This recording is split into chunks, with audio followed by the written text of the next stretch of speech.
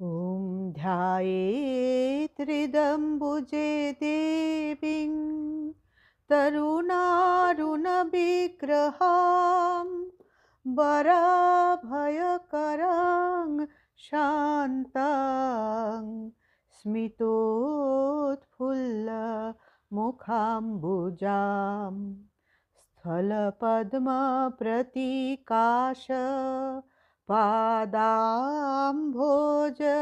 सुशोभनां शुक्लाम्बरधरां धीरां लज्जापट विभूषितां प्रसन्नां धर्मकामार्थ मोक्षदां विश्वमङ्गलां स्वनाथ वामभागस्थां भक्तानुग्रहकारिणीम् ॐ ऐं ह्रीं सर्वदेवदेवी स्वरूपिण्यै श्री शारदा देव्यै नमः। শ্রীমৎ স্বামী গম্ভীরানন্দজি বিরচিত শ্রীমা সারদা দেবী গ্রন্থ থেকে আজ আমরা পড়ছি মানবী অধ্যায়। 1919 খ্রিস্টাব্দের এপ্রিল মাস। মাকুর শিশুপুত্র ন্যাড়ার মৃত্যুতে শ্রী মাকে কোয়ালপাড়ায় আকুল ভাবে বিলাপ করিতে দেখিয়া উপস্থিত ভক্তদের মনে নানা প্রশ্ন উঠিয়াছে। তাই পরদিন সকালে প্রণাম করিতে গিয়া মহীশূরের ভক্ত শ্রীযুক্ত নারায়ণ আয়েঙ্গার প্রশ্ন করিলেন, মা, আপনি আবার ন্যাড়ার মৃত্যুতে সাধারণ মানুষের মতো এরকম কাঁদলেন কেন? উহাই শ্রী মা উত্তর পরে ভানুতে সংসারে হইয়া থাকিবে। সংসার জয়রামবাটির দক্ষিণ পশ্চিমে ফুলুই বাজারে তাহার অল্প বয়সে ভগবত রচিত এই সংসার যন্ত্রের একটা নিজস্ব ধারাতেই মারা যায়, যাহা দেহধারী সকলকেই মানিয়া চলিতে হয়। শ্রী রামকৃষ্ণ বলিয়াছিলেন, নরলীলায় অবতারকে তাহার মানুষের মতো আচরণ করতে হয়, তাই চিনতে পারা কঠিন। কখনো শ্বশুর মানুষ হয়েছেন তো ঠিক শ্যামবাজার, সেই ক্ষুধা তৃষ্ণা রোগ শোক, কখনো বা ভয় রাগমার্গের সাধনে আরো বলিতেন, পঞ্চভূতের ফাঁদে ব্রহ্ম পড়ে কাঁদে কথামৃত। তিনি পিতৃগৃহ এই দেবিত্ব মানবিত্বের যুগ্ম ভাব শ্রী মায়ের নিজ মুখের অনেক কথায় প্রকাশ পাইত। উদ্বোধনে একদিন তাহার 18 ভাদ্র 1325 কথা প্রসঙ্গে তিনি বলিয়াছিলেন, প্রাপ্ত হয় নাই, লোকে আমাকে ভগবতী বলে, মধ্যে মধ্যে শ্বশুরালয়ে আসিতেন, সত্যি বা তাই হব, নইলে আমার জীবনে অদ্ভুত যা সব হয়েছে জয়রামবাটির লোকেরা ঠাকুরকে এরা তার অনেক কথা জানে, খ্যাপা জামাই বলিয়াই যদি ভাবি এইটি সাধিকা ভানুপিসি খাবো, এই অসাধারণ পুরুষের স্বরূপ খানিকটা চিনতে পারিয়াছিলেন।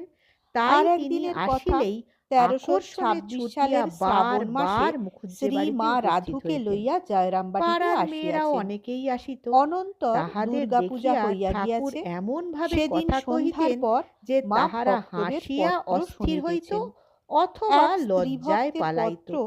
মায়ের স্তবস্তুতিতে পূর্ণ ছিল। দেখলে গা মর্ম শুনিয়া মাগড়াগুলো সব উড়ে গেল। দেখো এবার তোমরা অনেক সময় ভাবি যে আমি তো সেই ঠাকুরের কাছে আসিলেও আমার সর্বদা দাদার ভয়ে অনেক মেয়ে জয়রামবাটিতে আছে, রসিক ঠাকুর ইহা জানিতেন, তফাৎ তাই মাঝে মাঝে কোথা থেকে এসে প্রণাম করিয়া জিজ্ঞাসা করলে শুনি কেউ হাকিম কেউ উকিল জড়সড় হইয়া এমন আসে কেন? তখন ঠাকুর আবার বলিতেন, দিকে দৃষ্টি আকর্ষণ করিয়া নীরব হইলেন থাকতে, কিন্তু পত্র পাঠক কখনো বা পরামর্শ দিতে বুঝিতে বিলম্ব হইল না। শাসাতে আসবে তিনি সেই চিন্তাধারাকে আর এক নাচবে আর বলবে, আচ্ছা আপনাদের কি সব সময় তোমাকে পাগল মনে থাকে না? সে আর কিছু মা বলিলেন, সরলা সময় থাকে, তাহলে এসব কাজকর্ম করা চলে, তবে কাজকর্মের মধ্যে যখনই ইচ্ছা হয় পিসি চরকায় সুতা কাটিতেন আর ঠাকুর চরকার মহামায়ার খেলা সুর মিলাইয়া হাত ঘুরাইয়া রঙ্গরসের গান গাহিতেন। 1907 খ্রিস্টাব্দের ভানুপিসি যখন শ্রী মায়ের সহিত কলকাতায় বাস করিতেছিলেন তখন ভগিনী নিবেদিতা এই ঘটনা শুনিয়া একখানি চরকা লইয়া আসিয়াছিলেন এবং পিসিকে উহা ঘুরাইয়া ঘুরাইয়া ঠাকুরের গান শুনাইতে বলিয়াছিলেন। গান শুনিয়া নিবেদিতা খুব আনন্দ করিয়াছিলেন। জিজ্ঞাসা করছি না ঠাকুরের সময় পিসির পিতৃকুলের অবস্থা ভালো ছিল, সনাতন গোয়ালে অনেক গরু ছিল এবং ঘরে দুধ দই ভাবিতেছেন তখন যথেষ্ট থাকিত। তিনি মাঝে মাঝে ঠাকুরকে তাহা খাইতে দিতেন। তেমনি অভিন্ন। একবার ঠাকুর শ্বশুর বাড়ি হইতে খামার পুকুরে ফিরিবার সময় পিসিকে বলিলেন, তুমি মিঠাইবার তৈরি করে খাওয়াতে পারো? পিসি তখনই তোমাকে এই দেখছি যেন সাধারণ ঠাকুর অপেক্ষা না করিয়া গো ভরে চলিতে থাকিলেন। মায়া না লইয়া ফিরিয়া আসিয়া বলিলেন, মায়া বই বহুদূর চলিয়া না হলে আমার এই দশা কেন? চেঁচাইয়া ডাকিতে পারেন না, আর পাশে লক্ষ্মী ডাকাও অন্যায়, সুতরাং তাহাকে ধরিবার জন্য ভালোবাসে লাগিলেন। আবার ঠাকুর অনেক দূর যাইয়া হঠাৎ ফিরিয়া তাহাকে দেখিতে পাইলেন এবং সবিস্ময়ে বলিলেন, একবার মনে পড়ে তুমি এত দূর এসেছো। তিনি উত্তর দিলেন, আপনি পান চেয়েছিলেন, আবার এইসব বাড়ি ঘর ছেলে পিলে মৃদু সামনের সব দেখাইয়া মনে আসে হবে, তোমার হবে। আবার তিনি যে স্বেচ্ছায় মায়া বড় সম্ভবত ভাবিলেন যে তাহার সাধনার সুফল জানাই ছিল, কিন্তু পান হাতে লইয়াই ঠাকুর বলিলেন, এ তো একটা মানুষ হয়ে এত দূরে এসেছো, এখন বাড়ি ফিরে গেলে তোমাকে যে ঠ্যাঙাবে। অবতার লীলা মানব তুমি এক কাজ করলেও কুমার বাড়ি থেকে একটা হাঁড়ি হাতে করে নিয়ে বাড়ি যাও, তাহলে তারা মনে করবে তুমি কুমোর বাড়ি গিয়েছিলে। অনেকাংশেই ভানুপিসি ইহাকে তাহার শ্রী রামকৃষ্ণের জীবনী পাঠ ঘটনা বলিয়া মনে করা যায় এবং জয়রামবাটিতে আগত সমাধিস্থ ভক্তকে তথাপি বাটিতে লইয়া গিয়া তাহার প্রতি কড়াই ভাজা তালের বড়া ইত্যাদি খাওয়াইতে খাওয়াইতে জনকল্যাণ ও লোকশিক্ষার্থে ভক্তগণ ছিলেন তাহার নাতি। পুরুষোত্তমের জীবনের সর্বক্ষেত্রেই বড় অপরের পক্ষে আদর্শ গিরিশবাবুর ভাগ্যে বর্তমান কালে যুগাবতারের দেশ দেশান্তর হইতে ভক্তগণ আসিতেছেন। শ্রীমায়ের জীবনী আলোচনা করিলেও আমাদের মনে ঠাকুরের নামে তেমন কথাই নাই দেখিয়া ভানুপিসি শুধু তাহাই নহে, আমাদের ইহাও মনে হয় যে শ্রী রামকৃষ্ণ চরিত্রে যেমন দৈনন্দিন জীবনের দ্বীপের নিচে অসাধারণ আদর্শের অভাব না থাকিলেও তিনি আধ্যাত্মিক ভাব মহাভাব ঠাকুরের কথা অবিরাম প্রকটিত হইয়া আধুনিক জড়বাদ সর্বস্ব মানব ছেলেবেলায় বলে ভগবদ্ভিমুখ করিয়াছে। শ্রী মায়ের জীবনে তেমনি চরম সমাধি ত্যাগ জয়রামবাটিতে যাতায়াত বিন্দু মাখন ন্যূনতা না থাকিলেও তাহার 1317 সালে তাহার বয়স সেবা ঔদার্য লজ্জা বিনয় তাহার চেহারা পাতলা অপূর্ব ভাবে প্রকাশ পাইয়া ভোগ তাহার ব্যক্তিতন্ত্র সদা সমাজে ও সরলতা নবীন প্রেরণা তাহার ব্যবহার নিঃসংকোচ ফলত আত্মীয়তা অনুধাবন করিলেই দেখিতে পাওয়া যায় যে সাধারণ মানব আপনাকে লইয়াই বিব্রত, নাচিয়া গাহিয়া কথা কহিতেন সবটুকু ঐশ্বরিক প্রসঙ্গ এবং ঠাকুর ও শ্রী মায়ের কথাই তিনি স্বামী কেশবানন্দ প্রমুখ তিনি তখন নিত্য স্বামী প্রেমানন্দজি বলিয়াছিলেন, কখনো কোথাও যাইতে হইলে রাজ রাজেশ্বরী মা কেমন সাধ করে কাঙালিনী সেজে ঘর নিকুচ্ছেন, বাসন মাজছেন, চাল ঝাড়ছেন, ভক্তদের এঁটো পর্যন্ত পরিষ্কার বলে ঠাকুরের তিনি অত কষ্ট করছেন। ভানুপিসির জীবনের কোনো কোনো ঘটনা খুবই আমোদজনক। কি জয়রামবাটির নাপিতেরা তখন সঙ্গতি সম্পন্ন গৃহস্থ আর সম্পূর্ণ একবার তাহাদের গৃহে অষ্টপ্রহর কীর্তনে অন্য গ্রাম হইতে কীর্তনের দল আসিয়াছিল। গ্রামে হুলস্থুল, ঐশ্বর্যের কীর্তনে যাইতেছে। ঠাকুরের বরং বিদ্যার ঐশ্বর্য ছিল, পথে লোক চলাচল কমিলেও তাঁর মাও একজন সঙ্গিনীর সহিত চলিলেন। ব্রহ্মচারী গোপেশও একটু দূরে তাহাদের অনুবর্তন করিলেন। শক্তিময়ী মা ঘোর অন্ধকার বিষ নিজেরা হজম করতে পারছেন, মার নিকট চালান দিচ্ছি। হঠাৎ দেখা গেল সামনে একটু দূরে শূন্য মধ্যে একটি জোনাকির মতো আলো হেলিয়া দুলিয়া নাচিতে নাচিতে তাহাদেরই দিকে আসিতেছে। এটি করতে দেখিনি। একটু কাছে আসিলে দেখা গেল বাজিয়ে বাছাই করে মাথায় আলো। আর এখানে সকলের আগে মার এখানে কি দেখছি তিনি চিনিতে পারিয়া মৃদু স্বরে ডাকিলেন, পিসি। সকলকে আশ্রয় দিচ্ছেন, চমক সকলের খাদ্য খাচ্ছেন, কীর্তন হইতে বাড়ি ফিরিতেছিলেন। কিন্তু মন কীর্তনেই মগ্ন থাকায় ডান হাতে মাথার উপর দৈনিক রাখিয়া বাম হাতে কোমর ধরিয়া গানের তালে তালে নাচিয়া নাচিয়া চলিতেছিলেন। মায়ের সেই খুব হাসাহাসি হইল। পিসির বয়স তখন 70-এর কাছাকাছি। শ্রীমা কীর্তনের জায়গায় না গিয়া ঠিক একটু আড়াল হইতে কথাই বলিয়াছিলেন, প্রণাম করিয়া ফিরিলেন। অনুযোগ করিলেন শ্রী মায়ের কাছে যারা ভানুপিসির অশেষ ভাব সমাধি। সন্ধ্যার পরে তিনি প্রদীপ হাতে ধীরে ধীরে মায়ের ঘরে ঢুকিয়া প্রদীপ নিবাইয়া এক পাশে রাখিলেন। পরে মায়ের চরণে প্রণামান্তে সম্মুখে বসিয়া অনেকক্ষণ আমার কাছে পিঁপড়ের শাক ফেলে প্রসঙ্গ করিতেন। আমি যদি শেষে মায়ের দেওয়া প্রসাদ লইয়া থাকবে জ্বালাইয়া হৃষ্ট চিত্তে গৃহে ফিরিতেন। মায়ের অসুখ হইলে তাহাকে বিশেষ চিন্তিত দেখা যাইত, হওয়ায় যেন তাহার অতি আপনার আচরণে কিছু কিছু পার্থক্য সহজেই চোখে বলিতেন যে তিনি একদিন মায়ের কার্যাবলী মনোযোগের সহিত দেখিলে অচিরে বুঝিতে পারা যাইবে যে বলিয়াছিলেন যে মায়ের গান গাহিবার সময় তিনি অবিকল ঠাকুরের গলা শুনিতে পান। পারিবারিক আবেষ্টন হইতে সম্পূর্ণ বিচ্ছিন্ন দেবমন্দির নিবাসী ভক্ত পরিবেষ্টিত শ্রী রামকৃষ্ণের জীবনে যে ত্যাগ বৈরাগ্য ছিলেন অনাবৃত এবং বৃদ্ধ বয়সে প্রকটিত হইয়া সকলকে মুগ্ধ করিত। কলকাতা ও কাশী শ্রী মায়ের জীবনে উহাই পারিবারিক পটভূমিকায় 1319 সালের শতভা প্রতিফলিত হইয়া গার্হস্থ্য জীবনের অন্ধকার পথে স্বামী ব্রহ্মানন্দজি একদিন তাহাকে ঊর্ধ্বগামী মনকে সাধারণ ভূমিতে নামাইয়া রাখিবার জন্য পিসিকে দেখিয়া তামাক আরম্ভ করিলেন, জল খাবো ইত্যাদি স্বভাবতই বাসনা অবলম্বন করিতেন। নাড়িয়া বাল গোপাল বিষয়ক গান ধরিলেন, কালো বেড়াল কে পুষেছে পাড়াতে, মা রাধাকে ধরে দেগো লরিয়াছিলেন, দই খেয়েছে ভাঁড় ভেঙেছে মুখ মুছেছে কাঁথাতে। গান শুনিতে শুনিতে শ্রীকৃষ্ণের ভাবে আবিষ্ট মায়ের অসীম শক্তির পরিচায়ক রূপেই এত অশ্রু ঝরিতে লাগিল যে জামা ভিজিয়া গেল।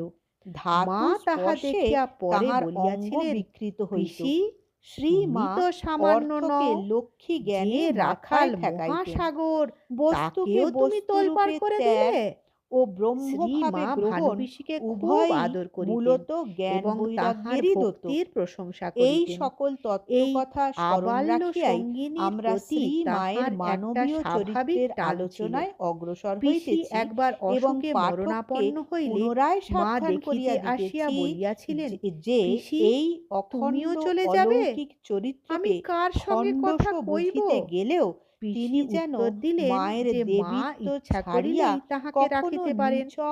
নারীত্বকে পরিমাপক রূপে গ্রহণপূর্বক সেই দিন সন্ধ্যায় পিসি দেখিলেন আমরা মা যেন ঘরের বাহিরে দাঁড়াইয়া আলোচনা করিব, হাত বাড়াইয়া মুখে চরণামৃত কতকগুলির সহিত শ্রী মায়ের সাক্ষাৎ সম্বন্ধ আছে, আর তখন হইতে ক্রমে তাহার অসুখ সারিয়া গেল। তিনি নিজে যাহা করিয়াছেন যে মাই তাহাকে বাঁচাইয়াছেন, সময় বিশেষে যাহার তাৎপর্য নির্ণয় করিয়া গিয়াছেন সেগুলি আমাদের পক্ষে খুবই মূল্যবান। কিন্তু দূরে থাকিয়া তিনি যেসব মতামত প্রকাশ করিয়াছেন তাহাও আমাদের নিকট কম আদরণীয় নহে, কারণ ভারতের একজন অতি বুদ্ধিমতী অতি পবিত্রা অতি উচ্চ শিক্ষা দীক্ষাশালিনী নারীর অভিমতের একটা স্বকীয় গুরুত্ব আছে।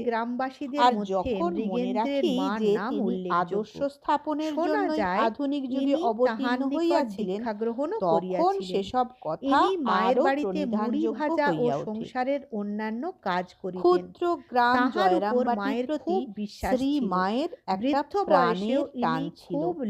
একবার তিনি কলকাতা যাত্রা করিতে উদ্যত হইলে তাহার খুড়ি বলিলেন, সারদা আবার এসো। শ্রী মা সাগ্রহে বলিলেন, আসবো বই কি। এবং সেই কথাতেই আরো জোর দিবার জন্য বারবার ঘরের মেঝে হাত ছোঁয়াইয়া মাথায় ঠেকাইয়া বলিতে লাগিলেন, জননী জন্মভূমিশ্চ স্বর্গাদপি গরীয়সী। সকালে দ্রুত পদে মায়ের বাড়িতে আসিয়া আবেগ করে বলিলেন, এই যে গো আমার রাজরাজেশ্বরী, বা বড় এবং সমাজের যে কোনো স্তরের লোকই হোক না কেন, দর্শন পাইনি, ওদিকে যাওয়া হয় না, গ্রামবাসীও এই আদরে বঞ্চিত হইত না। বিজয়া দশমীর দিন সকলে যখন তাহাকে প্রণাম করিয়া আশীর্বাদ লইয়া ফিরিত, তখন তিনি ভিন্ন গ্রামীয় প্রতিমা শিল্পী কুঞ্জ কাকার খবর লইতে এবং তাহাকে ডাকিয়া আদর যত্ন করিতে ভুলিতেন না। এইসব স্থলে তাহার নিজের উচ্চ সামাজিক স্থিতি বাধা দিতে পারিত না। মায়ের সহিত মৃগেন্দ্রের ভক্তবীর গিরিশচন্দ্র এক সময় বলিয়াছিলেন যে এই যুগে শ্রী রামকৃষ্ণ প্রণামাস্ত্রে সকলকে জয় করিয়াছেন। শ্রী মায়ের জীবনেও এই ত্রিনাদপি সুনিচেন আমরা ঘরের ভিতর থেকে দেখতুম, শেষ বয়সে আমাদের যখন সামনে দিয়ে পরিশ্রম করিতে পারিতেন না, তখন জয়রামবাটিতে এক বৃদ্ধা ব্রাহ্মণী তাহার বাড়িতে রান্না সঙ্গে অনেক আলাপ ও রঙ্গরস হতো। তাহাকে মাসিমা বলিয়া ডাকিতেন। শ্রী মায়ের মন্দির প্রতিষ্ঠার বিজয়া দশমীতে তিনি মাসিমাকে প্রণাম করিতে উদ্যত হইলে ব্রাহ্মণী বলিলেন, এখানে সে কি মা, পরিচয় তুমি রয়েছে, জগতের মা, তোমাকে সকলে প্রণাম করে, আমি সামান্য মেয়ে মানুষ, আমি তোমার প্রণাম সহ্য করতে পারবো না। শ্রী শ্রী রামকৃষ্ণ লীলা প্রসঙ্গ তাহাকে প্রণাম করিলেন ও বলিলেন, তা কি হয়, তুমি আমার মাসিমা যে। এখানে এইসব সম্বন্ধের মধ্যে একটুও কৃত্রিমতা ছিল না। একবার শ্রী মায়ের খুড়তুতো ভাই সূর্যনারায়ণ কলকাতা হইতে তাহার সঙ্গে দেশে যাইবার সময় বিষ্ণুপুরে পৌঁছিয়া দেখিলেন যে এমন একটা জিনিস ফেলিয়া আসিয়াছেন যাহা লইয়া যাওয়া আবশ্যক। অমনি কলকাতায় তার করা হইল যাহাতে উহা পরের গাড়িতে আসে। উহা না আসা পর্যন্ত তাহাকে একাকী রাখিয়া যাইতে অসম্মত হইয়া শ্রী মা বলিলেন, সূর্য কি আমার পর। জাতি বিচার সম্বন্ধে অনেক কথা আমরা পূর্বে উল্লেখ করিয়াছি। ঠাকুরের বাণী ভক্তের জাত নাই তিনি আক্ষরিক অর্থেই গ্রহণ করিয়াছিলেন বলিয়া মনে হয়। তবে ধর্মজগতে এই সাম্য মানিয়া লইলেও তিনি সমাজ বিপ্লবের পক্ষপাতী ছিলেন না। লৌকিক ব্যবহারে সমাজ ব্যবস্থাই মানিয়া চলিতেন। জনৈক দীক্ষার্থীর কুলগুরু আছেন জানিয়া তিনি মন্ত্রদানে অসম্মত হইয়া বলিয়াছিলেন, কুলধর্মানুযায়ী চলা উচিত, জাতি বিচার সংসারে থাকলে মেনে চলতে হয়।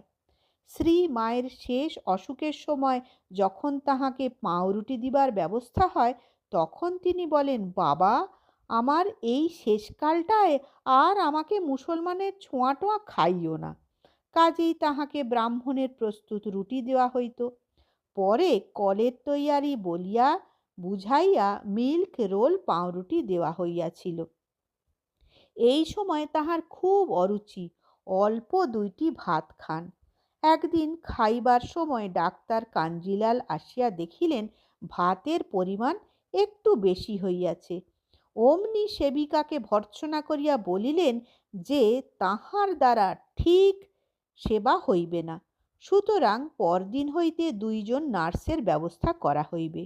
ডাক্তার চলিয়া গেলে মা সেবিকাকে বলিলেন, হ্যাঁ, আমি সেই জুতো পরা মেয়েগুলোর সেবা নেব ও মনে করেছে, তা আমি পারবো না, তুমি কাজকর্ম যেমন করছো করবে। বস্তুত নার্স আর আসিল না। একদিকে এইরূপ জাতি বিচার এবং অপরদিকে আমজাদ প্রভৃতির প্রতি সর্বপ্রকার আত্মীয়তা প্রদর্শনের মধ্যে অসামঞ্জস্যের সমাধান করিতে হইলে আমাদিগকে ওই বিষয়ে আরও কয়েকটি দৃষ্টান্তের অনুসরণ করিতে হইবে। শিক্ষিত, উচ্চ পদস্থ এবং অন্য সর্বপ্রকারে প্রণম্য অব্রাহ্মণের প্রতি সম্মান প্রদর্শনে শ্রীমা দ্বিধাবোধ করিতেন না। কবিরাজ শ্যামাদাস বাচস্পতি মহাশয় উদ্বোধনে রাধুকে দেখিতে আসিলে 11ই আশ্বিন 1325 মায়ের আদেশে রাধু তাহাকে প্রণাম করিল। কবিরাজ মহাশয় চলিয়া গেলে কেহ কেহ বলিলেন, উনি কি ব্রাহ্মণ? মা বলিলেন, না, বৈদ্য। প্রশ্ন হইল, তবে যে প্রণাম করতে বললেন? মা উত্তর দিলেন, তা করবে না? কত বড় বিজ্ঞ, ওরা ব্রাহ্মণ তুল্য, ওকে প্রণাম করবে না তো কাকে করবে? একজন কায়স্থ ভক্ত অপর 4 জন ভক্ত সহ জয়রাম বাটিতে গিয়াছিলেন। তখন মায়ের নূতন বাটি প্রস্তুত হইতেছে। শ্রীমা কায়স্থ ভক্তকে দেখাইয়া রাধুকে বলিলেন, রাধু, তোর দাদা এসেছে, প্রণাম কর। ভক্ত তখন ভাবিতেছেন, সে কি, আমি যে কায়স্থ। সঙ্গে সঙ্গে মনে সিদ্ধান্ত উদিত হইল, মা তো আর আমার অমঙ্গল করবেন না। পরে উভয়ে উভয়কে প্রণাম করিলেন। এক ভক্তিমতী মহিলা উদ্বোধনে আসিয়া শ্রীমাকে জানাইলেন যে তিনি স্বপ্নে দীক্ষা পাইয়াছেন। শ্রীমা সব শুনিয়া ওই মন্ত্রেরই অনুমোদন করিলেন। পরে তাহার পরিচয় লইয়া যখন জানিলেন যে তিনি মায়েরই দীক্ষিত ভক্তের পত্নী, তখন কহিলেন, এতক্ষণ বলনি কেন? ও রাধু, ও মাকু, ম্যানেজার বাবু স্ত্রীকে এসে প্রণাম কর। স্তম্ভিতা হইয়া মহিলা তখন বলিলেন, মা, এ বলেন কি? আমি যে কায়স্থ সন্তান, এরা ব্রাহ্মণ সন্তান হয়ে কি করে আমাকে প্রণাম করবে? মা কহিলেন, ওসব বলতে নেই, তুমি ভক্ত মানুষ, ভক্তের জাত নেই, তোমাকে প্রণাম করলে ওদের কল্যাণ হবে। রাধু ও মাকু আসিলে ভক্ত মহিলাটি তাহাদের পা জড়াইয়া ধরিতেই মা বলিলেন, থাক থাক, দেবে না, ওরা ভক্ত কিনা তাই সর্বভূতে ঠাকুরকে দেখছে। ওই উচ্চ ভিত্তিতেই তিনি মানবীয় সম্বন্ধকে স্থাপন করিতে চাহিতেন, কিন্তু মানুষ তাহা না বুঝিয়া প্রতি কথাকে সামাজিক অর্থেই গ্রহণ করিত। 1319 সালের বড়দিনের সময় শ্রীমা কাশীতে ছিলেন, সঙ্গে ভানুপিসিও ছিলেন।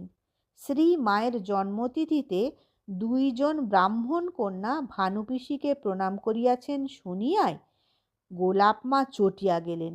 যেহেতু তাহার মতে ব্রাহ্মণরা গোয়ালার মেয়েকে প্রণাম করলে ছোট জাতের অহংকার বৃদ্ধি হয়, তাহারা ধরাকে সরা মনে করে।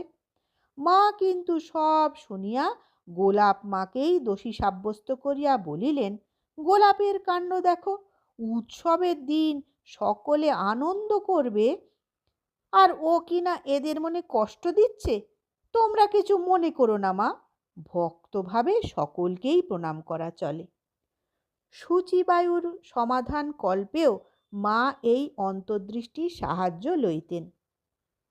নলিনী দিদি ভিজা কাপড়ে আসিয়া বলিলেন, 30 আষাঢ় 1320 কাকে তাহার কাপড়ে প্রস্রাব করিয়াছে, তাই আবার স্নান করিয়া আসিয়াছেন। মা বলিলেন, বুড়ো হতে চললুম, কাকে প্রস্রাব করে কখনো শুনিনি। বহু পাপ মহাপাপ না হলে কি মন অশুদ্ধ হয়? শুচিবাই, মন আর কিছুতেই শুদ্ধ হচ্ছে না, আর শুচিবাই যত বাড়াবে তত বাড়বে, সবই যত বাড়াবে তত বাড়বে। আর একবার জুলাই 1912 তিনি নলিনী দিদিকে বলিয়াছিলেন, আমি তো দেশে কত শুকনো বিষ্ঠা মারিয়ে চলেছি, 2 বার গোবিন্দ গোবিন্দ বললুম, ব্যাস সব শুদ্ধ হয়ে গেল, মনেতেই সব, মনেতেই শুদ্ধ, মনেই অশুদ্ধ। এইরূপ বহু সমস্যা তাহার নিকট উপস্থিত হইত। সচল সমাজে বহু অটল প্রাচীন দেশাচার পদে পদে জীবন দুর্বিষহ করিয়া তোলে। ধর্মের সুদৃঢ় ভিত্তিতে প্রতিষ্ঠিত অথচ ভবিষ্যৎ দৃষ্টিযুক্ত ও সহানুভূতিপূর্ণ প্রগতিশীল মনই সব সংকট মুহূর্তে পথ প্রদর্শন করিতে সমর্থ হয়। শ্রীমা বলিতেন, দেশাচার মানতে হয়, কিন্তু তাহার মতে তাই বলিয়া দেশাচারের নামে মানুষকে পিষিয়া মারা চলে না। বঙ্গের কোনো কোনো অংশে বিধবা মেয়েরা আহারাদি সম্বন্ধে খুব কঠোরতা করেন। এক বিধবার ঐরূপ কঠোরতার সংবাদ পাইয়া মা তাহাকে বলিয়াছিলেন, তুমি রাত্রে রুটি পরোটা ইত্যাদি খেও, ঠাকুরকে নিবেদন করে খেও। অর্থাৎ দেশাচার মানিয়া অন্ন গ্রহণ না করিলেও শরীর রক্ষার অনুরূপ যুক্তিপূর্ণ ব্যবস্থা করা উচিত। এই বিষয়ে শ্রী মায়ের স্বাভাবিক বিচারশক্তি ও সহানুভূতি শ্রী শ্রী ঠাকুরের একদিনের ব্যবহার দ্বারা প্রভাবিত হইয়াছিল বলিয়া মনে হয়। সেদিন একাদশী। শ্রীযুক্ত যোগীন মা তাহার বিধবা খুড়িমাকে লইয়া দক্ষিণেশ্বর গিয়াছেন। খুড়িমা নির্জলা উপবাস করিয়াছেন। আগের দিনেও বাড়ির কি একটা কার্যবশত তিনি অন্নগ্রহণ করেন নাই। একে তো বার্ধক্যের জন্য তিনি সোজা হইয়া চলিতে পারিতেন না, তাহার উপর 2 দিন উপবাসে খুবই কাতর হইয়া পড়িয়াছেন। দক্ষিণেশ্বরে পৌঁছিয়া তিনি প্রথমে নহবতের দিকে গেলে মা দেখিলেন বৃদ্ধা হাঁপাইতেছেন। সুতরাং তাড়াতাড়ি আগাইয়া গিয়া হাত ধরিয়া আনিয়া তাহাকে ঘরে বসাইলেন এবং জিজ্ঞাসা করিলেন, একটু শরবত দেব? বৃদ্ধা মাথা নাড়িয়া অসম্মতি জানাইলেন। খুড়িমা একটু সুস্থ হইলে যোগীন মা তাহাকে ঠাকুরের ঘরে লইয়া চলিলেন। শ্রীমাও সঙ্গে গেলেন। ঘরের সিঁড়িতে উঠিতে গিয়া বৃদ্ধা একেবারে মাটিতে ঝুঁকিয়া পড়িতেছেন দেখিয়া ঠাকুর এক প্রকার ছুটিয়া আসিয়া তাহাকে ধরিলেন এবং যোগীনমাকে জিজ্ঞাসা করিলেন, এমন হাঁপাচ্ছে কেন? যোগীনমা কারণ বলিলেন। অমনি উদ্বেগ ভরে মায়ের দিকে চাহিয়া ঠাকুর বলিলেন, তুমি একে একটু শরবত খাইয়ে দিতে পারলে না? মা উত্তর দিলেন, আমি বলেছিলুম, ইনি রাজি হননি। ঠাকুর তখনই শিকা হইতে চিনি নামাইয়া গঙ্গা জলে শরবত করিয়া বৃদ্ধার মুখে ধরিয়া বলিলেন, খাও।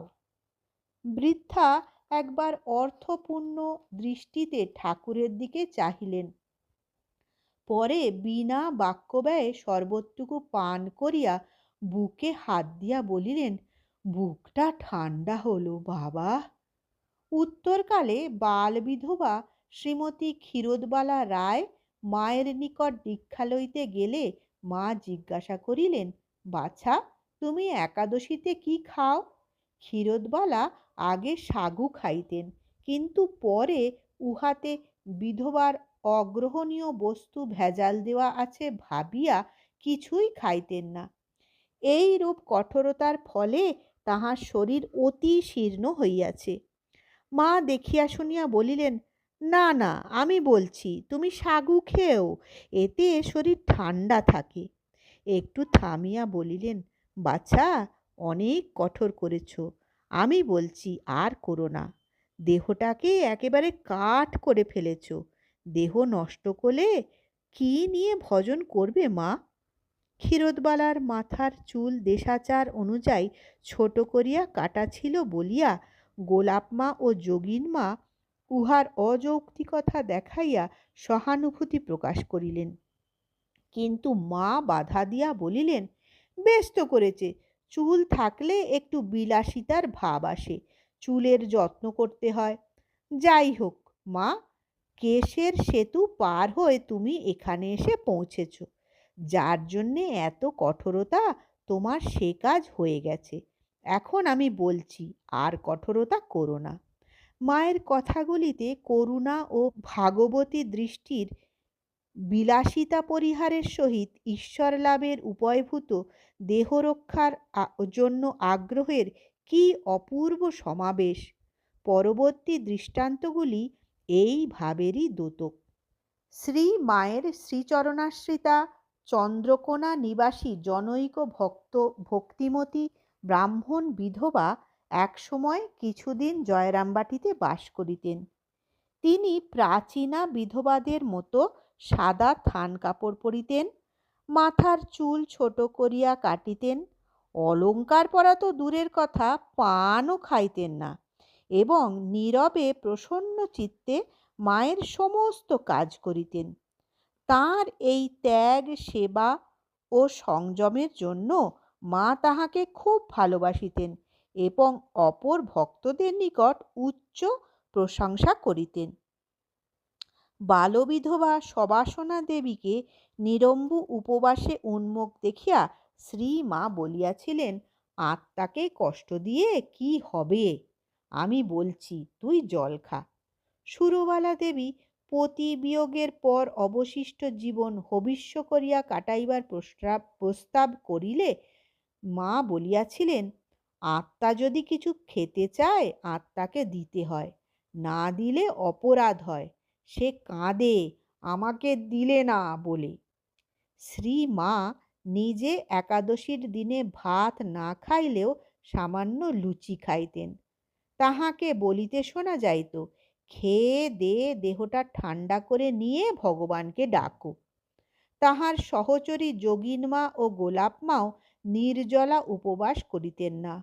আমরা দেখিয়া আসিয়াছি যে শ্রী শ্রী ঠাকুর বস্তুত লীলা সংবরণ করেন নাই জানিয়া শ্রীমা তাহার সধবা চিহ্নগুলি সম্পূর্ণ ত্যাগ করেন নাই। তথাপি স্বাভাবিক বিলাসশূন্যতা ও দেশাচারের প্রতি সম্মান প্রদর্শনের মিশ্রণে তাহার আহার ও পরিচ্ছদাদিতে একটা সংযমের ভাব সকলেরই চোখে পড়িত। মাছ তিনি কখনো খাইতেন না, জামা পরা তার কোনো কালেই অভ্যাস ছিল না, আর শাড়ি না পরিয়া তিনি সরু লালপাড় ধুতি ব্যবহার করিতেন। বাল্য বিবাহ সম্বন্ধে শ্রী মায়ের মত সুস্পষ্ট। মাদ্রাজের 2টি কুমারী নিবেদিতা বিদ্যালয়ে ছিল, তাদের বয়স 20-22 বছর। তাহাদের কথা উল্লেখ করিয়া মা বলিয়াছিলেন, আহা, তারা কেমন সব কাজকর্ম শিখেছে, আর আমাদের এখানে পোড়া দেশের লোকে কি 8 বছরের হতে না হতেই বলে, পরগোত্র করে দাও, পরগোত্র করে দাও। আহা, রাধুর যদি বিয়ে না হতো তাহলে কি এত দুঃখ দুর্দশা হতো? কালীমামা তাহার পুত্রদ্বয় ভূদেব ও রাধারমণের অতি অল্প বয়সে বিবাহ দেন। ভূদেবের বিবাহ 13 বৎসরে 7ই মে 1913 এবং রাধারমণের 11 বৎসরে।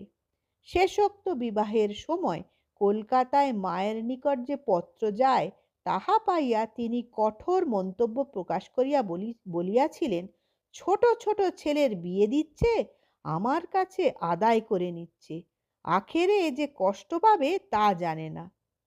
বহু বিবাহিত জীবনে সংযমের অভাব আছে জানিয়া তিনি দুঃখ করিয়াছিলেন, সংসারী লোকেরা যেন বংশবৃদ্ধি একমাত্র কর্তব্য মনে করে। এই প্রসঙ্গে তিনি বলিয়াছিলেন, ঠাকুর বলতেন 2-1টি ছেলে হওয়ার পর সংযমে থাকতে, ইন্দ্রিয় সংযম চাই। এই যে বিধবাদের এত ব্যবস্থা, সব ইন্দ্রিয় সংযমের জন্য। তিনি পুরুষ ভক্তদিগকে যেমন স্ত্রীলোক হইতে সাবধান থাকিতে বলিতেন, তেমনি নারীদিগকেও পুরুষ হইতে নিজেদের বাঁচাইয়া চলিতে বলিতেন।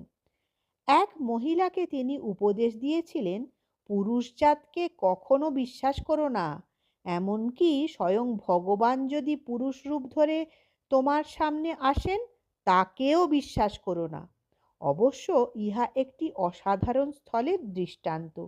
এই উপদেশ যাহাকে প্রদত্ত হইয়াছিল তিনি ছিলেন রূপবতী, অল্প বয়সে বিধবা ও বিপুল সম্পত্তির অধিকারিণী। আর এক স্থলেও শ্রীমা জনৈক স্ত্রী ভক্তকে মঠ বা সাধুদের আবাসস্থলে অধিক যাইতে বারণ করিয়া বলিয়াছিলেন, দেখো মা, তোমরা তো ভালো মনে ভক্তি করেই যাবে, কিন্তু তাতে তাদের মনের ক্ষতি হলে সেই সঙ্গে তোমারও পাপ হবে। ইহাও অসাধারণ স্থল, কিন্তু উভয় উদাহরণের মর্মকথা সহজেই বুঝিতে পারা যায়। শ্রীমা অধিক বিদ্যাশিক্ষার সুযোগ না পাইলেও অপর মেয়েদের ওই বিষয়ে উৎসাহ দিতেন। নিজ ভ্রাতুষ্পুত্রী মাকু ও রাধুকে তিনি সাধারণভাবে লেখাপড়া শিখাইয়াছিলেন এবং তাহাদের দ্বারা ধর্মগ্রন্থাদি পাঠ করাইয়া শুনিতেন ও পত্রাদি লিখাইতেন। রাধুকে 13-14 বৎসর বয়সেও বিদ্যালয়ে যাইতে দেখিয়া উদ্বোধনে গোলাপমা আপত্তি করিলে মা বলিলেন যে উহাতে ক্ষতি নাই, বরং রাধু লেখাপড়া শিখিলে যে অঞ্চলে তাহার বিবাহ হইয়াছে সেই অঞ্চলের উপকার হইবে, কেননা সেখানকার মেয়েরা তখনও অশিক্ষিত ছিল। নিবেদিতা বিদ্যালয়ের সহিত তাহার বেশ একটা প্রীতির সম্বন্ধ ছিল। নিবেদিতার কর্মশক্তির তিনি প্রশংসা করিতেন এবং সুধীরা দেবী প্রভৃতি নিবেদিতার আদর্শে স্বাধীনভাবে নারী শিক্ষায় ব্রতী রহিয়াছেন দেখিয়া আনন্দ প্রকাশ করিতেন। এক স্ত্রী ভক্তের অবিবাহিতা 5টি কন্যার জন্য দুশ্চিন্তার কথা শুনিয়া শ্রীমা বলিলেন, বিয়ে দিতে না পারো, এত ভাবনা করে কি হবে, নিবেদিতা স্কুলে রেখে দিও, লেখাপড়া শিখবে, বেশ থাকবে। সূচিকর্মাদি শিল্পকর্ম তিনি নিজে জানিতেন এবং নিজের প্রয়োজনীয় অনেক কাজ নিজেই করিতেন।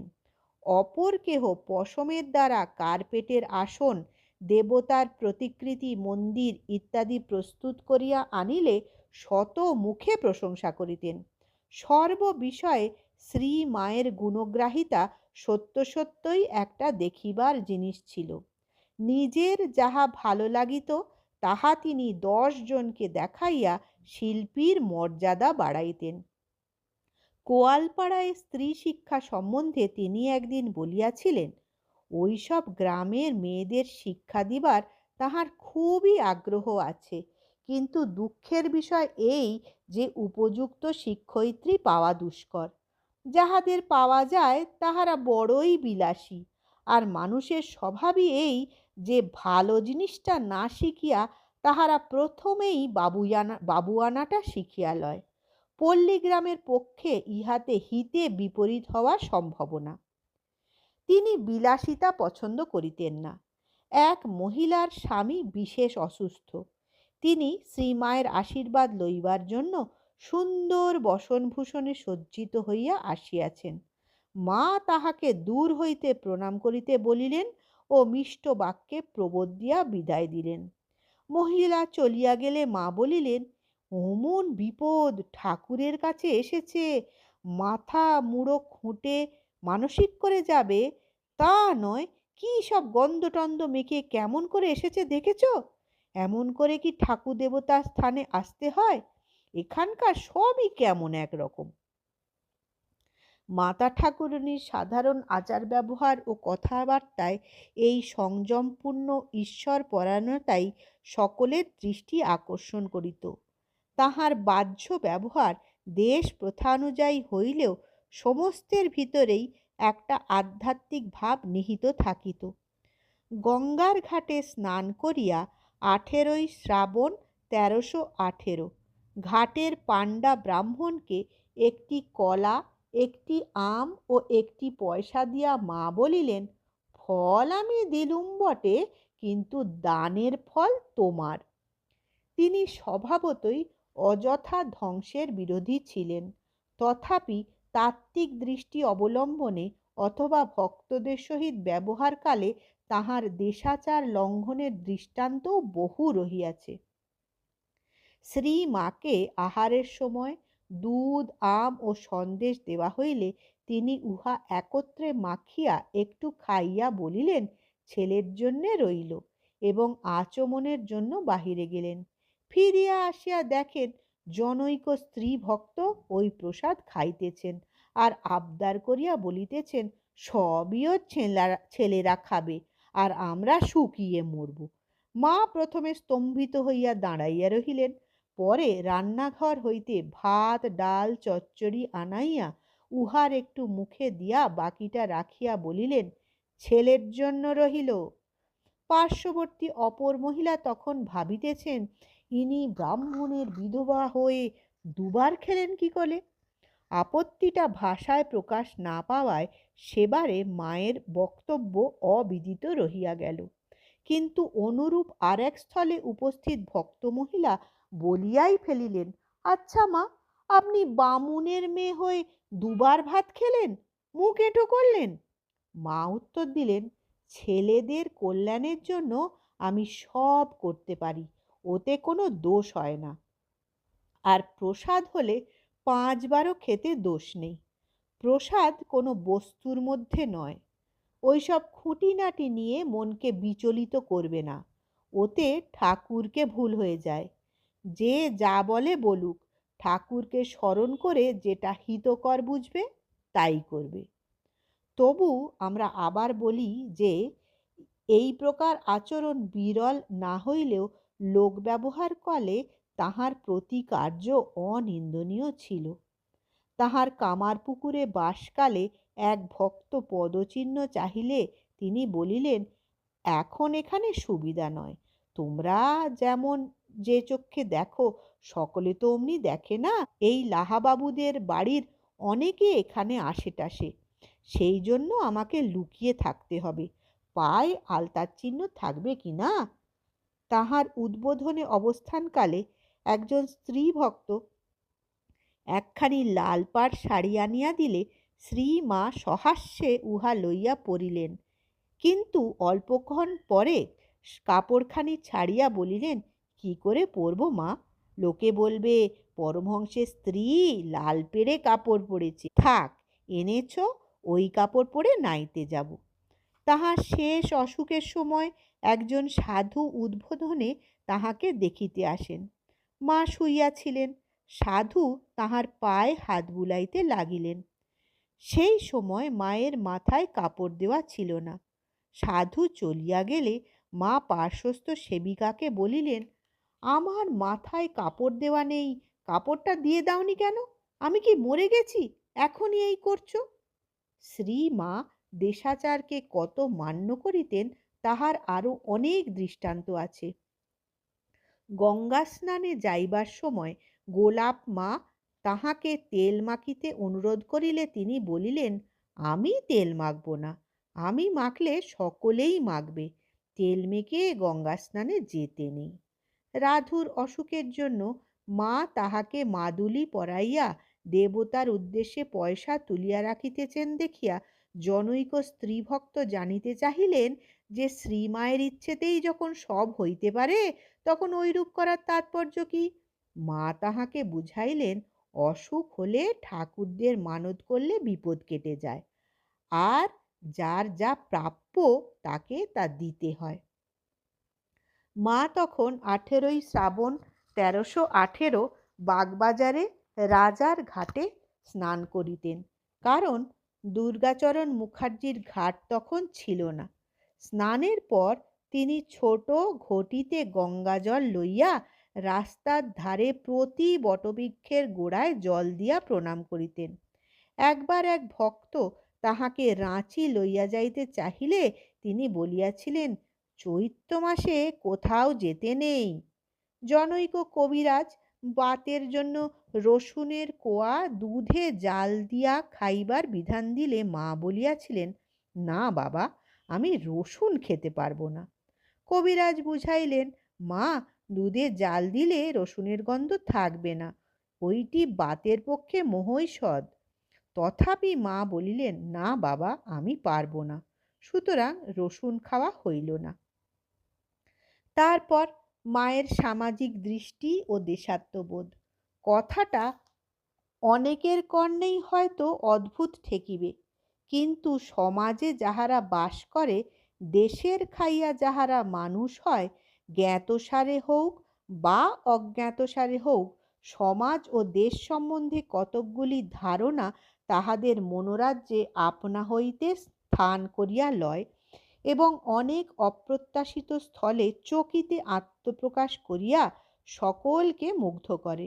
সিন্ধুবালা, স্বদেশী আন্দোলন ও পীড়িতদের সেবাদির প্রসঙ্গে আমরা শ্রী মায়ের চরিত্রের এই দিকটার কিঞ্চিত আভাস পাইয়াছি।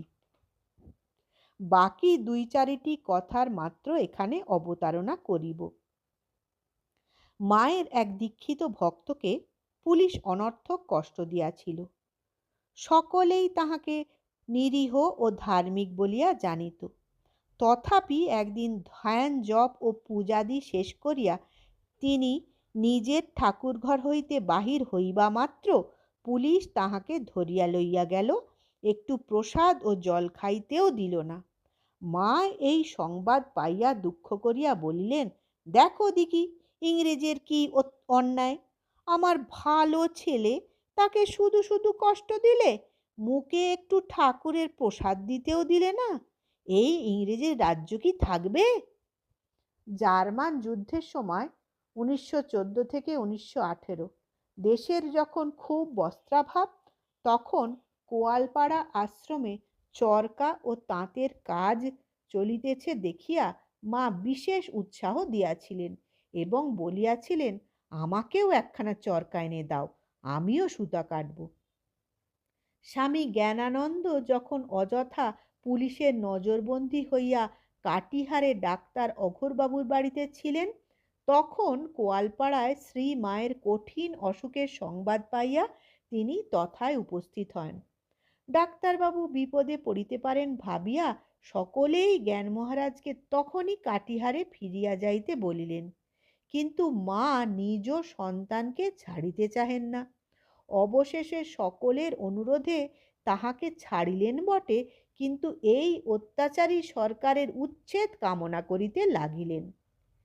1913 খ্রিস্টাব্দে দামোদরের বন্যায় বহু লোক সর্বশান্ত হইয়াছে শুনিয়া শ্রী মা করুণা বিগলিত স্বরে জনৈক ভক্তকে বলিয়াছিলেন, বাবা, জগতের হিত করো। মায়ের আদেশে বিরাট রূপী ভগবানের সেবা করিতে বদ্ধপরিকর ওই ভক্ত শ্রী মায়ের নিকট বিদায় লইতে গিয়া শুনিলেন মা বলিতেছেন, কেবল টাকা টাকা টাকা। কথা শুনিয়া ভক্ত শিহরিয়া উঠিয়া ভাবিলেন, মা বোধহয় আমার ভিতর ওই ভাবের আতিশয্য দেখেই অমন কথা বললেন। মাও সন্তানের মনোভাব বুঝিতে পারিয়া বলিলেন, না বাবা, টাকাও দরকার। এই দেখো না, কালী কেবল টাকা টাকা করে। মঠের সাধু ব্রহ্মচারীদিগকে শ্রী মা জনসেবায় উৎসাহ দিতেন। 1323 সালে কলকাতায় আসিবার পথে তিনি বিষ্ণুপুরে সুরেশ্বরবাবুর বাটিতে বিশ্রাম করিতেছেন। ওই দিন প্রায় একই সময় ব্রহ্মচারী বরদা সেখানে উপস্থিত হইলেন। তিনি বিষ্ণুপুরে চাউল কিনিয়া জয়রামবাটি প্রভৃতি অঞ্চলে দুর্ভিক্ষ পীড়িতগণের মধ্যে বিতরণের জন্য লইয়া যাইবেন। মায়ের সঙ্গে যেসব গরুর গাড়ি আসিয়াছে, উহাতে চাউল যাইবে। ব্রহ্মচারীকে দেখিয়া রাধু ধরিয়া বসিল যে তাহাকেও একসঙ্গে কলকাতায় যাইতে হইবে, কিন্তু শ্রী মা বাধা দেয়া বুঝাইয়া দিলেন, ও এখন এখান থেকে চাল নিয়ে গেলে তবে অতগুলো লোক খেতে পাবে, ওর হাতে অতগুলি প্রাণীর জীবন, তা খেয়াল আছে? কাজেই রাধুর ইচ্ছা পূর্ণ হইল না। ব্রহ্মচারী দুর্ভিক্ষ সেবা কার্যে জয়রামবাটি ফিরিয়া গেলেন।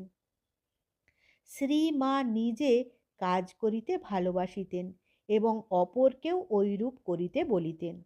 এক অপরাহ্নে ব্রহ্মচারী গোপেশ দেখিলেন মা জয়রামবাটির নূতন বাড়িতে নলিনী দিদির ঘরের বারান্দায় বসিয়া ধীরে ধীরে আটা মাখিতেছেন। তখন সেখানে ঝি, চাকর, সেবক সেবিকা ইত্যাদির অভাব নাই। অথচ বৃদ্ধ বয়সে ও অসুস্থ শরীরে মায়ের এত পরিশ্রম করবার সার্থকতা কি? ব্রহ্মচারী মনের কথা মাকে খুলিয়া বলিলে তিনি উত্তর দিলেন, বাবা, কাজ করাই ভালো। তারপর একটু নীরব থাকিয়া গম্ভীরভাবে বলিলেন, আশীর্বাদ করো, যতদিন আছি যেন কাজ করেই যেতে পারি। মায়ের কাজের অন্ত ছিল না। জয়রামবাটিতে ভক্তদের তত্ত্বাবধান, সকালবেলা ঘণ্টা 2 ধরিয়া তরকারি কোটা, ভাঁড়ার বাহির করিয়া দেওয়া, পূজার আয়োজন করা, স্বহস্তে পূজা করা, পূজার পর প্রসাদ বাঁটিয়া দেওয়া, অন্তত 100 খিলি পান সাজা, বৈকালে নিজ হাতে আটা ময়দা মাখিয়া রুটি লুচি তৈয়ার করা, দুধ জাল দেওয়া, লণ্ঠন পরিষ্কার করা ইত্যাদি কাজ তিনি প্রত্যহ প্রীতির সহিত ধারাবাহিকভাবে করিয়া যাইতেন। গৃহে অপর লোক থাকিলেও সবটাই যেন তাহার একার কাজ, কাহারও অপেক্ষায় তিনি বসিয়া থাকিতেন না। তিনি বলিতেন, শরীর এদিকে পড়ে যাচ্ছে আর কাজও ক্রমাগত বেড়ে যাচ্ছে। উদ্বোধনের বাড়িতে বর্ষার সময় সকলে কাপড় শুকাইতে দিয়া নিশ্চিন্ত মনে নিজ নিজ ঘরে বসিয়া আছেন। এদিকে হঠাৎ বৃষ্টি আসিয়া হয়তো কাপড়গুলি ভিজিয়া গেল। মায়ের পায়ের বাত থাকিলেও তিনি তখন ভিজা বারান্দায় যাইয়া কাপড়গুলি তুলিয়া আনিয়া ও নিংড়াইয়া দক্ষিণের ঘরে সযত্নে শুকাইতে দিলেন। কেহ অনুযোগ করিলে বা বাতের কথা স্মরণ করাইয়া দিলে বলিলেন, না বাবা, এই যাচ্ছি, এই সামান্য একটু। মঠের কয়েকজন সাধু তপস্যায় যাইবেন শুনিয়া কিশোরী মহারাজ মাকে বলিলেন, এই কর্মের মধ্যে থাকা যেন ভালো বোধ হচ্ছে না, আমিও তপস্যা করতে যাব, আপনি অনুমতি দিন। মা বলিলেন, সে কি গো, আমার কাজ করছো, ঠাকুরের কাজ করছো, এ কি তপস্যার চেয়ে কম হচ্ছে? হাওয়া গুনতে কোথায় যাবে? কাশীধামে স্বামী শান্তানন্দকে মা উপদেশ দিয়াছিলেন, ঠাকুরের কাজ করবে আর সাধন ভজন করবে। কিছু কিছু কাজ করলে মনে বাজে চিন্তা আসে না। একাকী বসে থাকলে অনেক রকম চিন্তা আসতে পারে। অবশ্য উপযুক্ত অধিকারীকে মা তপস্যার অনুমতিও দিতেন, কিন্তু আমরা এখানে অন্য বিষয়ের আলোচনা করিতেছি। ছোট ছোট বিষয়েও শ্রী মায়ের তীক্ষ্ণ দৃষ্টি থাকিত এবং তিনি বিশৃঙ্খলা সহ্য করিতে পারিতেন না। একদিন জয়রামবাটিতে গৃহকার্যে নিযুক্ত একজন স্ত্রীলোক ঝাঁট দিয়া ঝাঁটাটি ছুঁড়িয়া একদিকে ফেলিয়া রাখিলে তিনি বলিলেন যে ঝাঁটাটিকেও সম্মান দিতে হয়, সামান্য কাজও শ্রদ্ধার সহিত করিতে হয়, ছোট জিনিস বলিয়া তুচ্ছ করিতে নাই। অপচয় তিনি পছন্দ করিতেন না। একদিন বলরামবাবুর বাড়ির চাকর চুপড়িতে করিয়া কিছু আতা আনিয়া উদ্বোধনের ঠাকুর ঘরে রাখিয়া গেল এবং নিচে গিয়া জিজ্ঞাসা করিল, চুপড়িটি কি হইবে? নিচে যাহারা ছিলেন তাহারা বলিলেন, ও আর কি হবে, রাস্তায় ফেলে দে। মা উহা উপর হইতে শুনিতে পাইয়া রাস্তার দিকের বারান্দায় গিয়া দেখিলেন চুপড়িটি সুন্দর এবং কাজে লাগতে পারে, সুতরাং এইরূপ অপচয়ের নিন্দা করিয়া উহা আনিয়া ধুইয়া রাখিয়া দিলেন। রামময় প্রতি শনিবার বদনগঞ্জ হইতে জয়রামবাটি যান, তাই কোনো ভালো খাবার থাকিলে মা তাহার জন্য তুলিয়া রাখেন। এক শনিবারে কোনো ভক্ত মহিলা ভুনি খিচুড়ি রাঁধিয়াছিলেন। রামময় আসিলে মা তাহার সম্মুখে প্রচুর খিচুড়ি ধরিয়া দিলেন। তিনি পরিমাণ মতো খাইয়া বাকিটা ফেলিয়া দিতে উঠিলে মা বলিলেন, বাবা, এমন ভালো জিনিস ফেলো না, এবং পাশের বাড়ির এক সদ্গোপের মেয়েকে ডাকিয়া দিতে বলিলেন।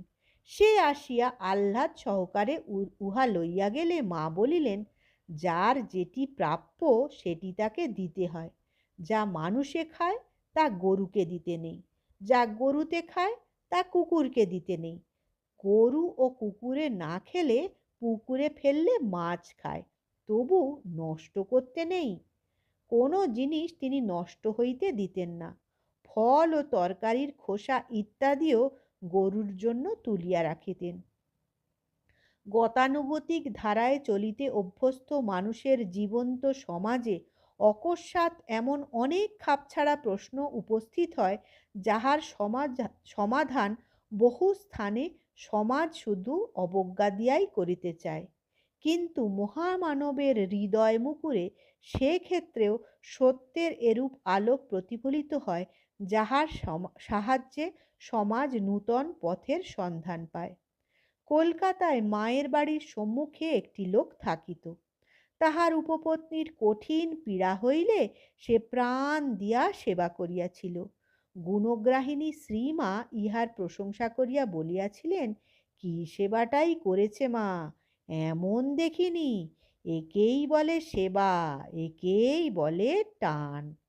মা যাহাকে বলিলেন তিনি মায়ের সম্মুখে চুপ করিয়া থাকিলেও অন্তরে ঘৃণাই পোষণ করিলেন। উপপত্নীর আবার সেবা! মায়ের এই ঔদার্য বুঝতে একটু সময় লাগিবারই কথা। শ্রী মাকে আমরা এ যাবৎ গুরুগম্ভীর পরিবেশের মধ্যে পাইয়াছি। ইহাতে যেন কেহ স্থির না করিয়া ফেলেন যে তাহাতে বালিকাসুলভ কোনো সরলতা বা নারী জনচিত রসিকতাদি ছিল না। বস্তুত তাহার সরল ও সরস ব্যবহার অনেক ক্ষেত্রেই তাহার গরিমাকে তখনকার মতো ঢাকিয়া তাহাকে সাধারণের সহিত মিশাইয়া দিয়া এক পরম আত্মীয়তা স্থাপন করিত। অপরে যেখানে অত্যধিক বুদ্ধিমতা দেখাইয়া বা নিজের বুঝিবার ক্ষমতা ঢাকিয়া বাহবা লইতে চায়, মা সেখানে নিজের অপারগতাদি সরলভাবে স্বীকার করিতেন এবং অপরের নিকট আপনাকে স্বেচ্ছায় হাস্যাস্পদ করিয়া নিজেও সে হাসিতে প্রাণ খুলিয়া যোগ দিতেন। কলকাতায় প্রথম আগমনের সময় মাতা ঠাকুরানীর একবার কল ঘরে ঢুকিয়া কল খুলিবা মাত্র যেন ফোঁস ফোঁস শব্দ হইতে থাকে। ইহাতে তিনি ভয় পাইয়া তখনই বাহির আসিয়া পড়েন এবং বলিতে থাকেন যে কলে সাপ ঢুকিয়াছে। শুনিয়া সকলেই হাসিয়া উঠিলেন, কারণ কলকাতার লোকের জানাই আছে যে অনেকক্ষণ জল বন্ধ থাকিলে নলের ভিতর বায়ু জন্মে এবং আবার জল আসবার সময় কল খুলিলেই সবেগে বায়ু বাহির হইতে থাকায় ওইরূপ আওয়াজ হয়। শ্রীমা অপরের সেই হাসিতে অপ্রস্তুত না হইয়া বরং উহা উপভোগ করিয়াছিলেন এবং পরেও ভক্তদের নিকট এই গল্প বলিয়া সরলা বালিকার ন্যায় আমোদ করিতেন। শ্রী মা জয়রামবাটিতে যে হ্যারিকেন লণ্ঠন রাখিতেন তাহার চিমনির চারিদিকে তারের ঘের দেওয়া ছিল। লণ্ঠনটি শ্রীমা সযত্নে রাখিতেন বলিয়া দীর্ঘস্থায়ী হইয়াছিল, কিন্তু তিনি চিমনি খুলিয়া পরিষ্কার করিতে পারিতেন না। বলিতেন, ওতে অনেক কলকবজা, আমি খুলতে পারিনে। কলকাতার একটি মেয়ের বুদ্ধির প্রশংসা করিতে গিয়া তিনি বলিয়াছিলেন, অমুকের বউ ঘড়িতে দম দিতে জানে। শ্রী শ্রী ঠাকুরের অঙ্কে ধাঁধা লাগিত, মায়ের লাগিত কলকবজায়। যুগ প্রবর্তনে অবতীর্ণ এই যুগ্ম আত্মার বিজ্ঞান ও বিজ্ঞানের দান সম্বন্ধে এই অপূর্ব মনোভাব প্রণিধানযোগ্য। তারপর মায়ের দাম্পত্য জীবনের জ্ঞান। ভ্রাতুষ্পুত্রী রাধু একদিন তাহার নিকট আসিয়া অভিযোগ করিল তাহার স্বামী মন্মথ তাহাকে চড় মারিয়াছে। মা কারণ জানিতে চাহিলে রাধু বলিল সে মন্মথকে গামছা ছুড়িয়া মারিয়াছিল। মা যেন রাগিয়া গিয়া রাধুর পক্ষ লইয়া কথাবার্তায় দেখাইতে লাগিলেন যে মন্মথর দোষ হইয়াছে, কিন্তু সেখানে উপস্থিত জনৈক মহিলা যাই বলিলেন যে রাধু গামছা ছড়িয়া মারিয়া থাকিলে বরের চড় মারা অস্বাভাবিক নয়, মা অমনি বলিয়া উঠিলেন, তাই নাকি বৌমা, তোমাদের কি এরম মনে হয়? ঠাকুরের সঙ্গে তো আমার এরকম কখনো হয়নি, এসব জানি না। আর রাধুকে বলিলেন, শোন, তোরই তো দোষ তাহলে, ওই যে বৌমা বললে। অনেক ক্ষেত্রে ইচ্ছাপূর্বক তিনি অপরের সহিত ছেলে মানুষই করিতেন। বহু সেবক থাকিতেও শ্রী মা একটি ছোট ছেলেকে বলিতেছেন, দে বাবা চারটি ফুল তুলে, লক্ষ্মী ধন আমার। ছেলে কিছুতেই তুলবে না, মাও ছাড়িবেন না। শেষ পর্যন্ত তাহাকে দিয়াই তিনি ফুল তোলাইলেন। বহু সেবিকা থাকিতেও মা গ্রামের এক বৃদ্ধাকে ধরিয়া বলিলেন, দে মা পা একটু হাত বুলিয়ে, পাটা বড় কামড়াচ্ছে। বুড়ি কিছুতেই হাত বুলাইবে না, বলে সারাদিন খাটিয়া সে ক্লান্ত, এই রাত্রে কোথায় বিশ্রাম করিবে, না আবার হাত বুলানো? মা তবু বলেন, দে না একটু হাত বুলিয়ে, কি আর করবি বাছা বল। শেষ পর্যন্ত মায়েরই জয় হইল। রামময় তখন ছেলে মানুষ, বদনগঞ্জে পড়েন এবং শনিবার স্কুলের পর মায়ের বাড়িতে আসিয়া কাজকর্ম করিয়া সোমবার ফিরিয়া যান। শ্রীমা তাহাকে দীক্ষা দিয়াছেন এবং খুব স্নেহ করেন। একদিন অনেক ভক্ত আসিয়াছেন। রামময় ও মা রুটি বেলিতেছেন আর নলিনী দিদি সেঁকিতেছেন। রামময় খুব দ্রুতহস্ত, একসঙ্গে 3খানি রুটি বেলেন, আবার হাত না দিয়াই ঘুরাইতে পারেন। এইভাবে কাজ চলিতেছে। হঠাৎ নলিনী দিদি বলিয়া উঠিলেন, পিসিমা, তোমার চেয়ে রামময়ের রুটি ভালো ফুলছে। মা ছোট বালিকাটির মতো অভিমান দেখাইয়া চাকি বেলুন সরাইয়া দিয়া বলিলেন, তবে আমি বেলবো না, ওই বেলুক। আমি রুটি বেলতে বেলতে বুড়ে হয়ে গেলুম, আর ও দুধের ছেলে, গলা টিপলে দুধ বেরোয়, ও আমার চেয়ে ভালো বেলেছে। রামময় বেলুন চাকি সরাইয়া দিয়া বলিলেন, মা, আপনি না বেললে আমিও বেলবো না। আর নলিনী দিদিকে বলিলেন, আপনি কি করে বুঝছেন কোনটা আমার আর কোনটা মায়ের? মা তখন আবার বেলিতে বসিলেন। তাহার জীবনে রঙ্গরসেরও অভাব ছিল না। একদিন নিবেদিতা ও ক্রিস্টিন আসিয়াছেন। নিবেদিতা 2-4টি বাংলা শব্দ আয়ত্ত করিয়াছেন। তাহারই সাহায্যে বলিলেন, মাতৃদেবী, আপনি হন আমাদিগের কালী। ক্রিস্টিনও ইংরাজিতে ওই কথারই প্রতিধ্বনি করিলেন। শুনিয়া মা সহাস্যে বলিলেন, না বাপু, আমি কালী টালি হতে পারবো না, জিব্বার করে থাকতে হবে তাহলে। কথাগুলি ইংরাজিতে বুঝাইয়া দিলে নিবেদিতা ও ক্রিস্টিন বলিলেন, মাকে অত কষ্ট করতে হবে না, আমরাই তাকে জননী রূপে দেখব। শ্রী রামকৃষ্ণ আমাদের শিব। শ্রী মাকে উহা বুঝাইয়া দিলে তিনি হাসিতে হাসিতে বলিলেন, তা না হয় দেখা যাবে। জয়রামবাটিতে মাতা ঠাকুরানীর জ্বর হইয়াছে, তাই সাগু খাইতে খাইতে ভক্ত সন্তানদের লক্ষ্য করিয়া বলিতেছেন, কি গো, আজ যে প্রসাদে ভক্তি নেই? আর একদিন প্রসন্ন মামার ঘরের ভিতর মা পা ঝুলাইয়া বসিয়া আছেন। প্রকাশ মহারাজ নিকটে গিয়া পদ্মফুল দিয়া শ্রীচরণ বন্দনা করিয়া বলিতেছেন, মা, আমাকে আর ঘুরবেন না। শ্রী মা উত্তর দিতেছেন, আমাকে ছেড়ে এতদিন ঘুরতে পারলে আমি একটু ঘোরাবো না? শ্রী মা নিজে রঙ্গরস করিলেও কাহারও আহাম্মকিতে যখন সকলে উপহাস করিত, তখন তিনি অযথা ওই হাসির পাত্রকে ব্যথা না দিয়া বরং সহানুভূতি দেখাইতেন। তাহার শেষবার জয়রামবাটিতে থাকার সময় বড়দিনের ছুটিতে রাঁচির ভক্তেরা অনেকগুলি ফল লইয়া আসিয়াছেন। ভাবিনী দেবী নাম্নী মায়ের এক দূর সম্পর্কিয়া ভগিনী, বিধবা ভগিনী সেখানে আছেন। মায়ের বাড়িতে তিনি ভাবিনী মাসি নামে পরিচিত। মাসির বৃদ্ধা মাতা তখন অসুস্থ, তাই শ্রীমা বুড়ির জন্য 2টি বেদানা পূর্বেই মাসির হাতে দিয়াছেন। ইহার পরেই রাঁচির ফলগুলি আসিতে দেখিয়া মাসির আরও পাইবার ইচ্ছা হইল। তাই দীর্ঘশ্বাস ফেলিয়া বলিলেন, আহা, পরমহংসদেবের সঙ্গে প্রথমে আমার বিয়ে হওয়ার কথা হয়েছিল। বাবা তখন পাগল ভেবে তার সঙ্গে আমার বিয়ে দিলেন না।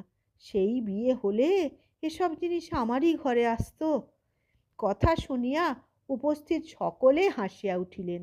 মায়ের মুখেও একটু হাসি দেখা দিল, কিন্তু তাহা বিদ্রুপের নহে, পরন্তু সৌহার্দ্যের হাস্য। তিনি মাসিকে বলিলেন, তা নে না, তোর আর কি কি চাই? এবং সেবককে আদেশ করিলেন, ও হরি, ঠাকুরের জন্যে তুলে রেখে পেঁপে, বেদানা আরও কিছু ফল ভাবিনীকে দাও তো। পরে মাসিকে সহানুভূতির সহিত বলিলেন, পেঁপে যেন তোর মাকে খাওয়াসনি, বড় ঠান্ডা। অর্থ অলঙ্কারাদি সম্বন্ধে তাহার ধারণা ছিল শ্রী রামকৃষ্ণের তুলনায় একটু ভিন্ন রকমের। উহা হাতে লইবা মাত্র তিনি মাথায় ঠেকাইতেন। ওই বিষয়ে ঠাকুরের অন্যরূপ আচরণের কথা তাহাকে স্মরণ করাইয়া দিলে তিনি অকপট অথচ অতি অর্থপূর্ণ ভাষায় বলিয়াছিলেন, ঠাকুর আর আমি যে বাবা মেয়ে মানুষ, ঠাকুর যে আমার সোনার গয়নাও পরিয়েছেন। অর্থাদির প্রতি তাহার শ্রদ্ধা ছিল, যেহেতু উহা লক্ষ্মীর প্রতীক, কিন্তু তাই বলিয়া উহাতে কোনো আসক্তি ছিল না। একবার জয়রামবাটি যাইবার পূর্বে মা সেবকের হাতে একখানি 10 টাকার নোট দিয়া দেশের এক দুস্থা মেয়ের জন্য একখানি গায়ের কাপড় কিনিয়া আনিতে বলিলেন। সেবক 2.5 টাকায় উহা কিনিয়া বাকি টাকা মাকে ফেরত দিতে গেলে মা বলিলেন যে তিনি 5 টাকার নোট দিয়াছিলেন, সুতরাং অত টাকা ফেরত লইবেন না। সেবক তখন জানিতে চাহিলেন, প্যাঁটরায় কখানা 10 টাকার নোট আর কখানা 5 টাকার নোট ছিল মনে আছে তো? শ্রীমা বলিলেন না। সেবক আবার জিজ্ঞাসা করিলেন, সর্বশুদ্ধ কত টাকা ছিল তাও কি মনে আছে? মা উত্তর দিলেন, না। তখন সেবক বলিলেন, তবে বুঝে দেখুন, বেশি কেন দিতে যাব, আর বেশি পাবই বা কোথা? এত করিয়া বলায় তবে মা টাকা ফেরত লইলেন। মায়ের এই অনাসক্তি জন্মগত। তখন ঠাকুর দক্ষিণেশ্বরে আছেন। তাহার তিরোধানের পর মায়ের গ্রাসাচ্ছাদনের কিছু একটা বন্দোবস্ত থাকা উচিত ভাবিয়া তিনি একবার তাহার জন্য 200 টাকার ব্যবস্থা করাইয়াছিলেন। মা ওই টাকা লইয়া পুঁটলি বাঁধিয়া মশলার হাঁড়িতে রাখিয়া দেন। ঠাকুর ইহা জানিতে পারিয়া সাবধান করিয়া দিয়াছিলেন, টাকা এমন করে রাখতে আছে। এই কথা জনৈক সেবককে বলিয়া মা মৃদুহাস্যে বলিয়াছিলেন, এখন দেখো তাঁর ইচ্ছায় কত টাকা আসছে আর যাচ্ছে। অর্থের এইরূপ আসা যাওয়াকে শ্রীমা সাক্ষীরূপেই দেখিতেন। প্রথম প্রথম তিনি ভক্তদের প্রদত্ত প্রণামীর টাকা স্পর্শও করিতেন না। গোলাপমা প্রভৃতি যাহারা যখন থাকিতেন তাহারাই উহার ব্যবস্থা করিতেন। পরে বিধির বিধানে রাধুকে আশ্রয় করিয়া লোককল্যাণার্থে মায়ের মন যখন জাগতিক ভূমিতে নামিয়া আসিল এবং তাহার সংসার বাড়িয়া চলিল, তখন তাহাকেই সব দিক সামলাইতে হইত। ওই সময়ও ডাকে টাকা আসিলে প্রথম প্রথম মামারাই উহা রাখিতেন। প্রয়োজন স্থলে মা টিপসহি দিতেন। পরে উপস্থিত কোনো সেবক মায়ের নাম লিখিয়া দিতেন। মা টিপসহি দিয়া টাকাগুলি মুঠা করিয়া তুলিয়া রাখিতেন। টাকা বেশি নড়াচড়া, গোনাগাঁথা কি বাজানো তিনি পছন্দ করিতেন না। বলিতেন, টাকার আওয়াজ শুনলে গরিব লোকের মনে লোভ জন্মে। টাকা একটা সাধারণ বাক্সে থাকিত এবং উহা হইতে খরচ হইত, কিন্তু কোনো হিসাব রাখা হইত না। তিনি বাক্সের চাবি সেবককে দিয়া টাকা বাহির করিয়া লইয়া যাইতে বলিতেন, অথবা নিজেই বাক্স খুলিয়া বলিতেন, এই রয়েছে, নিয়ে যাও। আবার বাজারের পর উদ্বৃত্ত টাকা হাতে দিলে তিনি না দেখিয়াই তুলিয়া রাখিতেন। অনেক সময় মা হয়তো নিজেই জিনিস কিনিতেন। জয়রামবাটির সতীশ সামুইয়ের মা প্রায় তরকারি বেচিতে আসিত। শ্রী মা উহা কিনিয়া 1 মুঠা পয়সা বাহির করিয়া তাহার সম্মুখে ধরিতেন এবং উহা হইতে তাহার প্রাপ্য লইয়া যাইতে বলিতেন। কখনো কখনো সে বাড়ি গিয়া দেখিত যে ন্যায্য পাওনা অপেক্ষা বেশি আনিয়াছে, তখন আবার ফিরাইয়া দিয়া যাইত। ইহা হইতে কেউ ধরিয়া লইবেন না যে শ্রীমা অপচয় করিতেন বা তাহার কোনরূপ সাংসারিক বুদ্ধি বিবেচনা ছিল না। নিজে সর্ববিষয় উদাসীন থাকিলেও অপরকে সৎ পথে পরিচালিত করিবার গুরু দায়িত্ব তিনি গ্রহণ করিয়াছিলেন।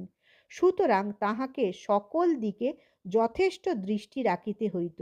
বিশেষত জয়রামবাটিতে নূতন বাড়ি হওয়ার পর ওই গৃহের কর্ত্রীরূপে তাহাকে কাজে আরও বেশি মন দিতে হইত।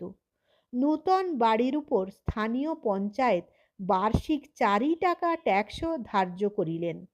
প্রথমবারে ট্যাক্স দেয়া হইল। মা উহা জানিতেন না, তিনি তখন কলিকাতায়।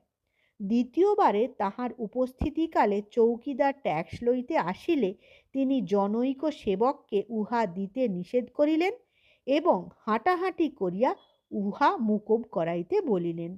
সামান্য টাকার জন্য মায়ের এই দৃঢ়তা দেখিয়া সেবক আশ্চর্য হইলেও মুখ ফুটিয়া কিছু বলিতে পারিলেন না। পরে মা নিজেই তাহাকে ডাকিয়া বুঝাইলেন, আজ আমি এখানে আছি, চৌকিদারি টাকা দিয়ে দিলুম, কিন্তু পরে সাধু ব্রহ্মচারী কেউ থাকবে, হয়তো তাকে ভিক্ষা করে খেতে হবে, সে কোথায় টাকা পাবে?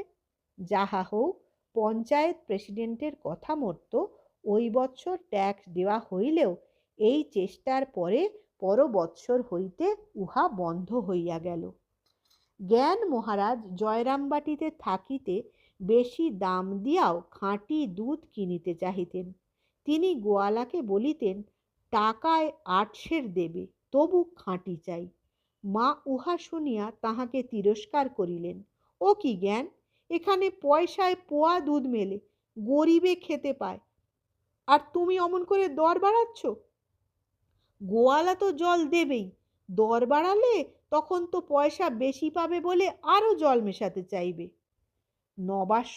নবাসনের আশ্রমে থাকিতে জ্ঞান মহারাজ একবার মায়ের বাড়ির জন্য বেশি দামি প্রচুর খাঁটি দুধ জোগাড় করিয়া দিলে গোপেশ মহারাজ উহা লইয়া জয়রামবাটি চলিলেন। কিন্তু পথে তিনি দেখিতে পাইলেন উহাতে ছোট একটি মাছ রহিয়াছে। তাই তাহার মনে হইল ওই দুধ ঠাকুর সেবায় লাগিবে না, সুতরাং ফেলিয়া দেওয়াই বিদেহ। তথাপি নিজের বুদ্ধি না খাটাইয়া ওই দুধ মায়ের নিকট লইয়া আসিয়া তাহাকে সব কথা বলিলেন। ফেলিয়া দিবার কথা শুনিয়া মা বলিলেন, ফেলবো কেন? ঠাকুরের ভোগে না দিলেও বাড়ির ছেলেপিলে আছে, তারা তো খেতে পাবে। এই উদাহরণে কেহ হয়তো শ্রীমায়ের সাংসারিক বুদ্ধিমত্তারই পরিচয় পাইবেন, কোনো উচ্চভাবের আভাস পাইবেন না। তাই অনুরূপ আর একটি স্থল উদ্ধৃত করিতেছি। একদিন কম্বল বিক্রয়ের জন্য এক স্ত্রীলোক উদ্বোধনে আসিয়াছেন এবং নলিনী দিদি দর করিতেছেন। কম্বলওয়ালি চায় 5 শিকা আর নলিনী দিদি দিতে চাহেন 1 টাকা। এইরূপ দর কষাকষি চলিতেছে শুনিয়া শ্রী মা দূর হইতে নলিনী দিদিকে বলিলেন, তুমি 4 আনা পয়সার জন্য এতক্ষণ যাবৎ খ্যাচম্যাচ করছো। ছি, সে 2 পয়সা পাবার জন্যই বোঝা মাথায় করে দাঁড়ে দাঁড়ে ঘুরে বেড়ায়, আর তুমি কি না সামান্য পয়সার জন্য এতখানি সময় ওকে আটকে রেখেছ? বিশেষ তোমার কম্বলের দরকারই বা কি? সবই তো তোমার আছে, তবু কিনতে গেছো। বরং বৌমাকে, পার্শ্বস্থিতা ক্ষীরোদবালা রায়কে একখানা দিলে ভালো হতো। ও কম্বল ছাড়া অন্য জিনিস ব্যবহার করে না, তাও একখানা মাত্র কম্বল। এত শীতে সে এই নিয়েই থাকে, তবু কারো কাছে চায় না। মা এত খবর রাখেন দেখিয়া ক্ষীরোদবালার চক্ষে জল আসিল। জয়রামবাটিতে তরকারি পাওয়া যায় না বলিয়া সতীশ সামুইয়ের মা উহা অন্য স্থান হইতে আনিয়া ভক্তদের জন্য বহু গুণ দামে মায়ের বাড়িতে বেচিত। তাই একবার ওই বিষয়ে মায়ের দৃষ্টি আকর্ষণ করা হইলে তিনি বলিলেন, দেখো, সে আমার জন্যে ভাবে, সময়ে অসময়ে তার কাছে গেলেই জিনিস পাওয়া যায়, সে আমার ভাঁড়ারি। শ্রী মা সকলেরই মা, সুতরাং তাহার আচার ও উপদেশ সকলেরই জন্য। নিজে বৈরাগ্যমণ্ডিত এবং বহু ত্যাগী সন্তানের দ্বারা পূজিতা হইলেও তিনি গৃহস্থ ভক্তদিগকে সঞ্চয় করিতে বলিতেন। আমরা সুরেন্দ্রবাবুর কথা পূর্বেই বলিয়া আসিয়াছি। একবার বদনগঞ্জের প্রধান শিক্ষক প্রবোধবাবু মায়ের জন্য বহু টাকার ফল মিষ্টি ও তরকারি কিনিয়া আনিলে মা তাহাকে তিরস্কার করিয়া বলিলেন, বানরের চুল হলে বাঁধতে জানে না, তুমি এতগুলি টাকা কেন খরচ করলে? তোমার ছেলে মেয়ে আছে, স্ত্রী আছে, তাদের জন্য কিছু সঞ্চয় করা উচিত। আমার কি ঠাকুর কিছুর অভাব রেখেছেন? প্রবোধবাবুর ইহাতে দুঃখ হইল। তিনি ভাবিলেন, আমি গরিব বলে কি আমার সেবা করবার অধিকার নেই? তাহার দুঃখ হইয়াছে বুঝিয়া মা বলিলেন, কি জানো বাবা, কিছু সঞ্চয় করলে নিজের সংসারে ও ভবিষ্যতের উপায় হবে, আর সাধুদেরও সেবা করতে পারবে। কিছু না থাকলে সাধু সন্ন্যাসীদের কি দেবে বাবা? প্রবোধবাবু একবার একটি ঘোড়া কিনিতে চাহিলে মা বলিয়াছিলেন, না বাবা, তুমি ঘোড়া কিনো না, আটে পিঠে দৌড়ো, তবে ঘোড়ার পিঠে চড়ো। তুমি বরং একটা পা গাড়ি অর্থাৎ সাইকেল কিনো। তারপর মাতা ঠাকুরানীর সাধারণ লোক ব্যবহার। জিপটার শম্ভুরায় মহাশয়ের ভ্রাতুষ্পুত্র সজনীবাবু মায়ের বাড়ির দাতব্য হোমিওপ্যাথিক ঔষধালয়ে ডাক্তার নিযুক্ত হইয়াছিলেন।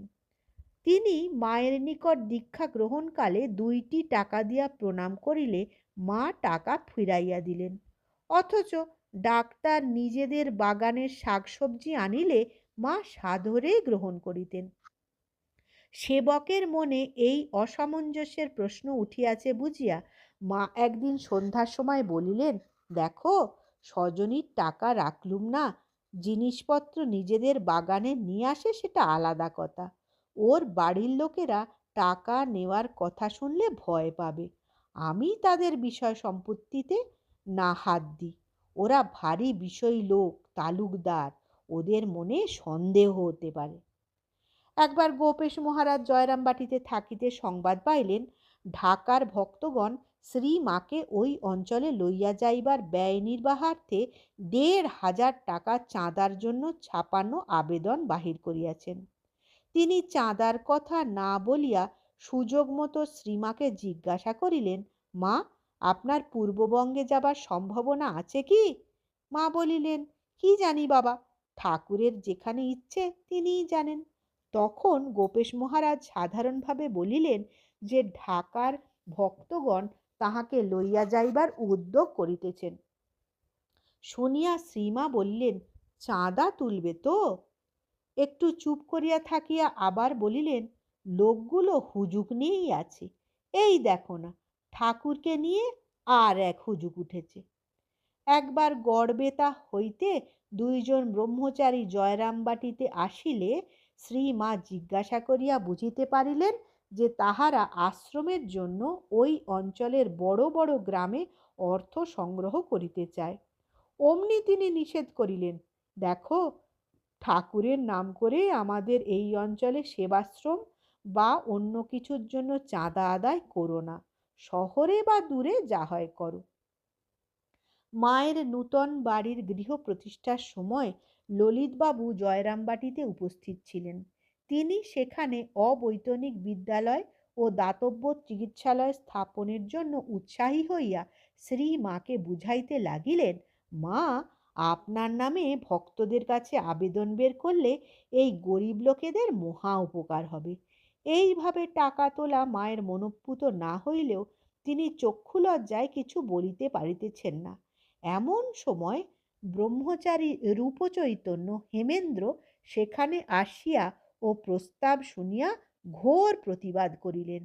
মা ইহাতে স্বস্তির নিঃশ্বাস ফেলিলেন এবং পরে রাসবিহারী মহারাজকে বলিলেন, এ দেখছি আমার যোগিনের মতো আমায় রক্ষা করলে, ছি ছি, টাকা চাওয়া।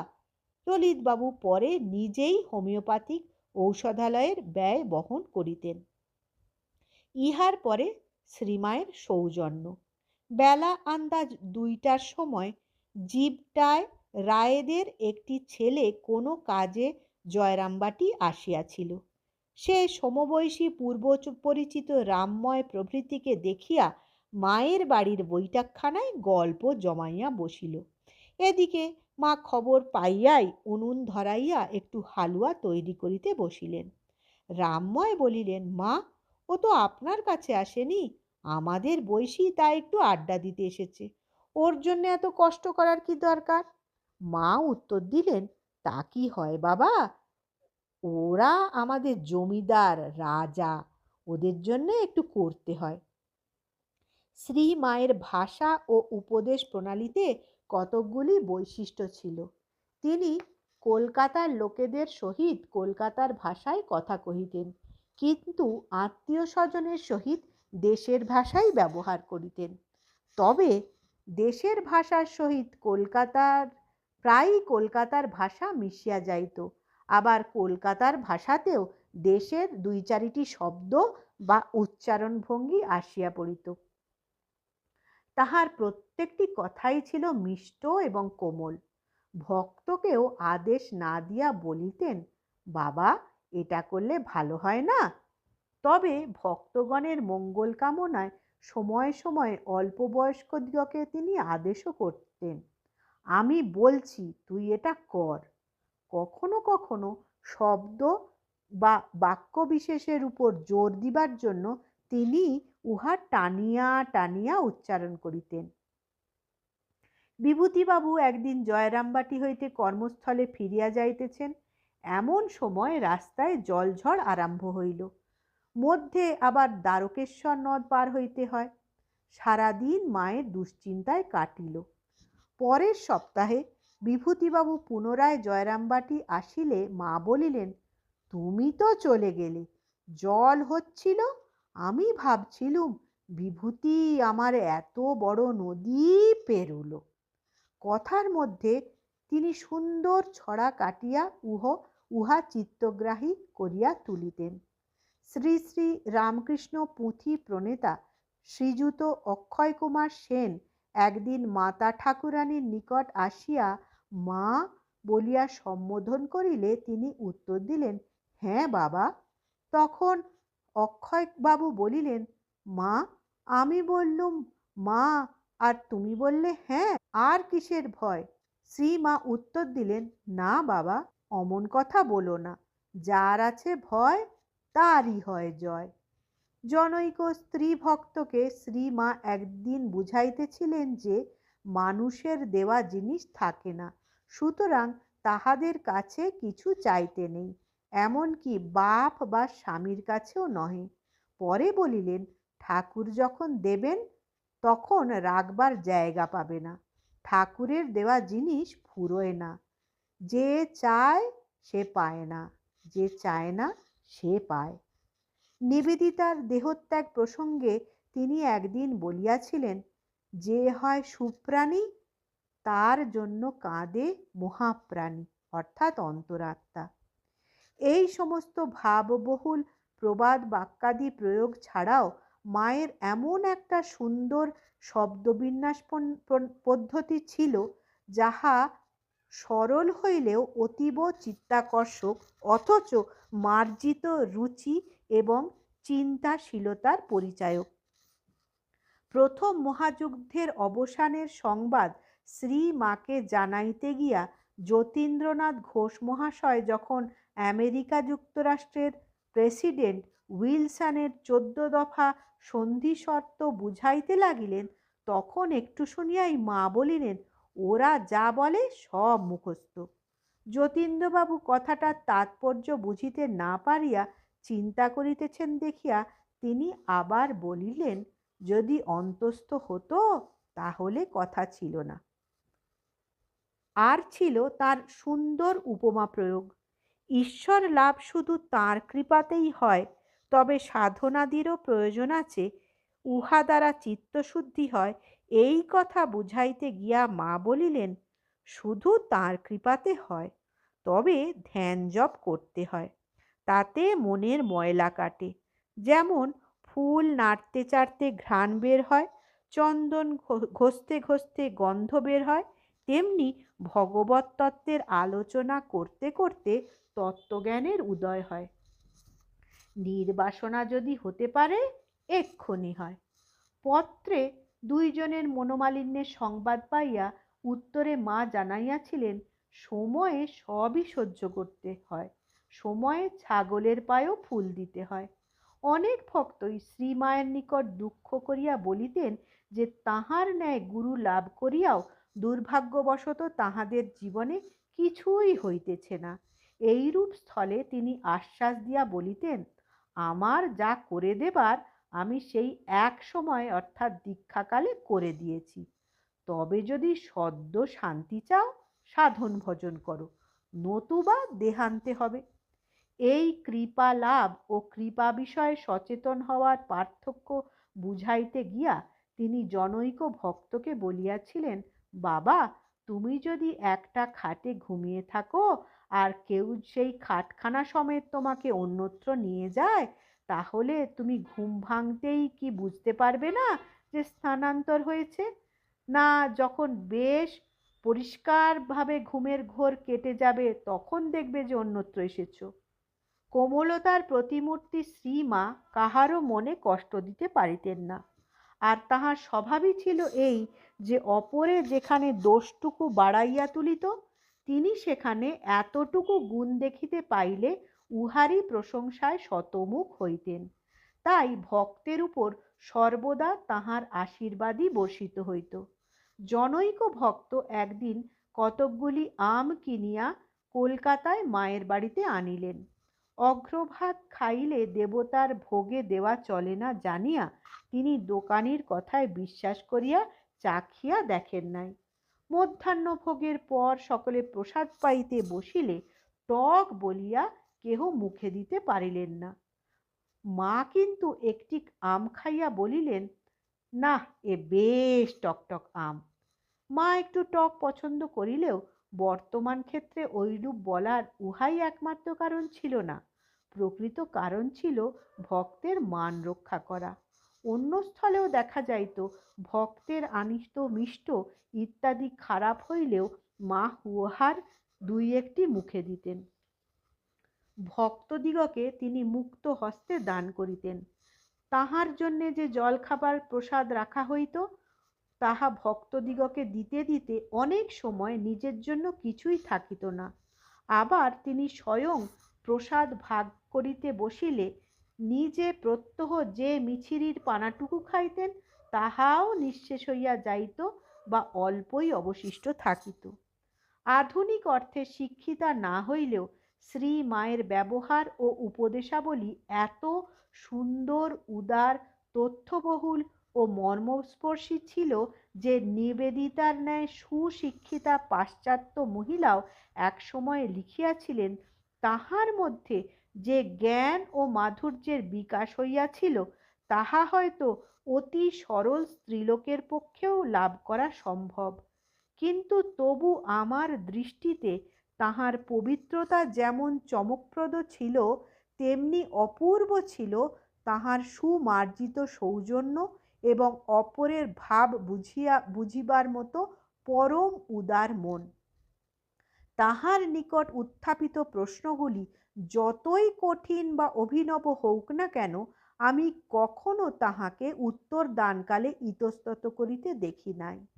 মায়ের অগোচরে সমাজে যেসব বিপ্লব ঘটিতেছে তাহা দ্বারা বিভ্রান্ত বা বিপর্যস্ত হইয়া যদি কেহ তাহার নিকট উপস্থিত হইত, তবে তিনি অভ্রান্ত দৃষ্টিতে সেই সমস্যার মর্মোদ্ঘাটন করিয়া প্রশ্নকর্তার মনকে সেই বিপদ কাটাইবার জন্য প্রস্তুত করিয়া দিতেন। The master as I saw him. সর্বশেষে তাহার দৈনন্দিন জীবনধারার একটু সংক্ষিপ্ত পরিচয় দিয়া আমরা প্রসঙ্গান্তরে যাইব। দক্ষিণেশ্বরের অবস্থানকালে তাহার শেষ রাত্রে উঠিবার যে অভ্যাস ছিল তাহা সারা জীবন অব্যাহত ছিল। রাত্রি ৩টায় ঠাকুর দেবতার নাম করিতে করিতে তিনি শয্যা ত্যাগ এবং প্রথমেই শ্রী শ্রী ঠাকুরের ছবি দর্শন করিতেন। প্রাতকৃত্য সমাপন করিয়া ঠাকুরকে শয়ন হইতে তুলিতেন ও জপে বসিতেন। স্বাস্থ্য খারাপ হইলেও এই নিয়মের ব্যতিক্রম হইত না, বরং শরীরে না কুলাইলে হাত মুখ ধুইবার পর আবার শুইতেন। যথাকালে উঠা সম্বন্ধে তিনি বলিতেন, রাত ৩টে বাজলেই যেখানেই থাকি কানের কাছে যেন বাঁশির ফুঁ শুনতে পেতুম। পুজোর ফুল, বেলপাতা ও ফল নিজ হাতে সাজাইয়া তিনি আন্দাজ ৯টার সময় পূজায় বসতেন। ১ ঘণ্টার পূজা শেষ হইয়া যাইত। পরে তিনি শালপাতা সাজাইয়া সকলকে প্রসাদ দিতেন। শেষের দিকে মা উদ্বোধনে থাকিতে স্ত্রী ভক্তেরা এই সকল কাজে সাহায্য করিতেন এবং সাধুদের কেহ কেহ পূজা করিতেন। পূজা ও স্তব পাটা দিতে বিলম্ব হইলে তিনি বিরক্ত প্রকাশ করিতেন। আগে পুজো ও ভোগ সেরে নিয়ে যত পারে স্তবপাঠ করুক না। এ কি, লোকে সব জল খেতে পায় না, বেলা হয়ে যায়। মা নিজে যেমন নিরলসভাবে প্রত্যেক কাজ যথাসময় দ্রুত সম্পাদন করিতেন, অপরেও সেইরূপ করে, ইহাই তাহার অভিপ্রেত ছিল। দ্বীপ্রহরের আহার শেষ করতে প্রায় 2টা বাজিয়া যাইত। তখন শ্রীমা বিশ্রাম করিতেন। কিন্তু ওই সময় সুযোগ বুঝিয়া অনেক ভক্ত মহিলা প্রায়ই আসিতেন। মা শুইয়া শুইয়া তাহাদের সহিত আলাপ করিতেন। পরে আন্দাজ 3:30টায় উঠিয়া শৌচাদি সারিয়া ও কাপড় কাচিয়া ঠাকুরের শীতল দিতেন। ততক্ষণে আরও স্ত্রীভক্ত আসিয়া জুটিতেন।